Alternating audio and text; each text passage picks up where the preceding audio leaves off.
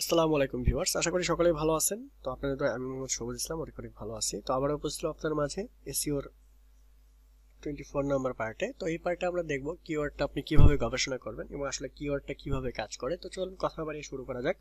আর আপনি যদি first time visit করে থাকেন তাহলে অবশ্যই একটা রিকোয়েস্ট থাকবে সাবস্ক্রাইব করার জন্য, এবং যদি সাবস্ক্রাইব করে থাকেন তাহলে অসংখ্য ধন্যবাদ। কিওয়ার্ড সার্চ ইঞ্জিন অপটিমাইজেশনের একটা গুরুত্বপূর্ণ ভূমিকা রাখে। আপনার ওয়েবসাইটটি যে বিষয়ের উপর সেই ধরনের কিওয়ার্ড নিয়ে আপনাকে ভাবতে হবে।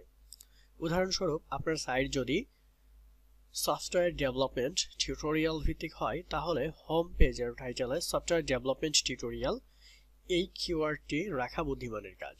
মানে এক কথায় এটুকুতে বোঝা যাচ্ছে যে আপনার ওয়েবসাইটটা যেই কাজের উপরে নির্দিষ্ট করে দেওয়া হবে আসলে সেই কাজের উপরে ভিত্তি করেই একটা কিওয়ার্ড আপনাকে নির্ধারণ করতে হবে, যে কিওয়ার্ডের মাধ্যমে আপনাদের ভিজিটর দেখতে পারবে যে আসলে এই কিওয়ার্ডের মাধ্যমে এই ওয়েবসাইটটাই নির্দিষ্টটা পাওয়া গেছে।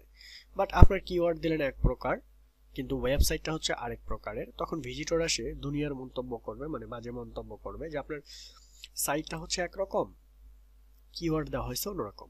ওকে, যদি কেউ সফটওয়্যার ডেভেলপমেন্ট শিখতে চায় তাহলে সে কোন কোন শব্দগুলোকে লিখে সার্চ দিতে পারে এটা আপনাকে ভাবতে হবে, এবং সেই শব্দগুলি আপনার সাইটে হোম পেজে টাইটেলে সাইটের হেডিং টাইটেলগুলিতে শব্দগুলো রাখতে হবে।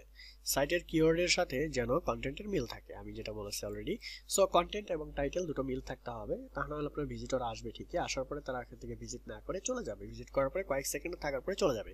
তো thank you so much watching this videos, and নেক্সটে আবার কথা হবে। সে পর্যন্ত সবাই ভালো থাকবেন, সুস্থ থাকবেন।